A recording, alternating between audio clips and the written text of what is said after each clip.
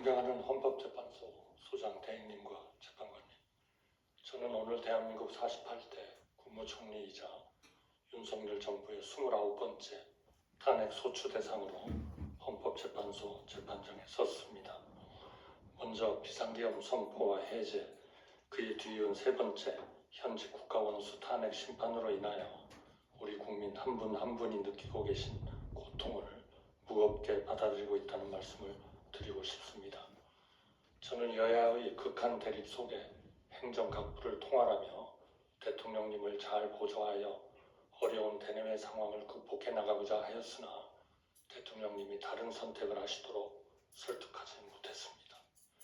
대통령 권한대행으로서 헌법과 법률에 따라 오로지 국민만 바라보며 안정된 국정운영에 전력을 다하는 것이 마지막 소임이라 생각하였으나 저 또한 탄핵 소추되어 부득이 직무가 정지되었습니다. 어느 누구보다 열심히 살아온 우리 국민들이 이런 어려운 상황을 겪고 계신 것 자체에 대하여 제 일신의 영역을 떠나 진심으로 가슴 아프고 송구스럽게 생각하고 있습니다. 존경하는 재판관 여러분, 국회는 5가지 사유로 저를 탄핵 소추하셨습니다. 우선 국회는 제가 대통령 권한대행이 되기에 앞서 국무총리로 일할 때 국회가 통과시킨 여러 법안에 대하여 국무회의를 통해 제2요구안을 심의하고 의결한 것이 위헌이고 위법이라고 주장하셨습니다. 그러나 해당 법안들은 모두 위헌 소지가 있었기에 헌법과 법률을 지켜야 할 행정부가 이를 받아들이는 것은 우리 헌정 질서의 기본 정신에도 도저히 부합하지 않았습니다. 이어 국회가 제기한 내란 동조, 묵인, 방조 주장에 대하여 저는 대통령님이 어떤 계획을 갖고 계신지 사전에 알지 못하였고 대통령이 다시 생각하시도록 최선을 다해 설득하였으며 군 동원에도 일체 관여한 사실이 없음을 다시 한번 분명히 말씀드리고 싶습니다. 세 번째로 제가 여당 대표와 함께 담화문을 발표한 것은 이번 사태의 여파로 대외 신인도가 흔들리거나 경제가 위축되지 않도록 정부와 여야가 협력하여 안정된 국정운영에 힘쓰겠다는 뜻을 밝힌 것일 뿐 국회가 주장하시는 것처럼 권력을 찬탈하기 위해서가 전혀 아니었습니다. 또한 국회는 제가 권한대행이 되자마자 상설특검 후보자 추천을 의뢰하지 않은 것이 잘못이라고 하셨습니다만 이는 국회의 요구에 즉시 따르는 쪽이 오히려 우리 헌정 질서를 어지럽히고 국론 분열을 심화시킬 우려가 컸습니다. 특정 성향 야당만으로 특검을 구성할 수 있도록 야당 단독으로 하위 법령을 고친 것을 두고 위헌 논란이 거셌기 때문입니다. 따라서 대통령 권한대행인 저로서는 과연 어떤 결정이 헌법과 법률에 부합하며 국가 전체를 위하여 올바르고 이로운지 여러 의견을 듣고 숙고할 시간이 절실하였습니다. 이미 공수처, 경찰, 검찰, 국방부 등 여러 국가기관이 대규모 계엄 관련 수사를 벌이고 있어 증거인멸이나 수사 지연 우려도 거의 없었습니다. 마지막 탄핵 사유는 헌법재판소 재판관님 임명 문제였습니다. 저는 대통령 권한대행은 대통령의 고유 권한 행사를 최대한 자제해야 한다는 점, 여야의 실질적 합의 없이 헌법재판관을 임명하는 것은 우리 헌정사에 전례가 없다는 점을 깊이 고민하였습니다.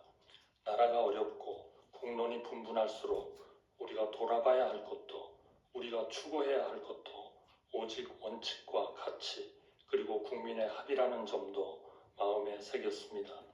그런 맥락에서 여야의 합의를 여러 번 간곡히 요청하였고 여야가 합의하면 즉각 임명하겠다고 약속드렸습니다만 국회는 탄핵 소추로 응답하셨습니다. 이는 제 일신의 영역을 떠나 우리 국민과 헌정 질서 전체를 위하여 가슴 아픈 일이라 생각합니다. 존경하는 재판관 여러분, 저는 대한민국 1인당 국민소득이 300달러가 채 안 되던 1970년 공직에 입문하였습니다. 미국, 일본, 독일처럼 우리보다 10배, 20배 잘 사는 나라를 까마득하게 바라보며 언젠가 우리 국민도 선진국 국민이 누리는 풍요와 안정을 누릴 수 있게 되기를 염원하였습니다. 50년 가까이 국정을 최일선에서 밤낮 없이 일하며 그 꿈이 이루어지는 과정을 지켜보고 기여한 것이 저의 기쁨이었습니다. 저에게 많은 기회를 주신 국민들께 마지막으로 봉사하고 싶어 두 번째 국무총리직을 받아들이고 혼신의 힘을 다해 뛰었습니다. 경제 기적과 문화 도약을 이룬 우리나라가 극단의 정치에 함몰되어 길지 않은 현대 민주주의 역사에서 벌써 세 번째 국가원수 탄핵을 경험하고 있는 것을 무엇보다 가슴 아프게 생각합니다. 한평생 국민을 섬긴 사람으로서 제게 남은 꿈은 단 한 가지, 하루빨리 불합리한 혐의를 벗고 국민께 약속드린 마지막 소임을 다하는 것입니다. 우리 앞에는 이제껏 경험한 수많은 난관보다 한층 거센 폭풍이 기다리고 있습니다. 이를 극복하기 위해서는 무엇보다 정치와 정부가 지금까지와 크게 달라져야 합니다. 과거 우리 곁에는 언제나 진영의 유불리를 넘어 나라 전체를 볼 줄 아는 정치인, 정치로 풀 일을 정치로 풀어주시는 어른들이 계셨습니다. 지금 우리 국민들이 가장 간절히 기다리는 것도 바로 그런 큰 정치의 복원이라고 생각합니다.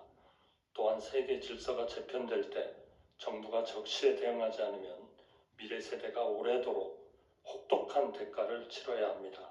제가 저희 자리로 서둘러 돌아가야 하는 이유도 바로 거기에 있다고 생각합니다. 존경하는 재판관 여러분, 극단의 정치는 국민 모두에게 막대한 비용을 지불 뿐 그 어떤 해답도 주지 못한다는 사실을 우리 모두는 이번 일을 통하여 뼈아프게 배우고 있습니다. 법치와 합의, 자제와 성찰, 합리와 효율이 정치와 정부, 나아가 사회 전체를 움직이는 작동 원리가 될 때 대한민국은 비로소 좌나 우로 가는 대신 위로 갈 수가 있다고 믿습니다. 진영에 휘둘리지 않고 국민 한 분 한 분을 위하여 최선의 해답을 찾아낼 수 있습니다. 대한민국이 극단의 시대를 넘어 합리의 시대로 나아갈 수 있도록 헌재가 우리 사회의 마지막 보루로서 현명한 판단을 내려주시기를 간곡히 당부드립니다.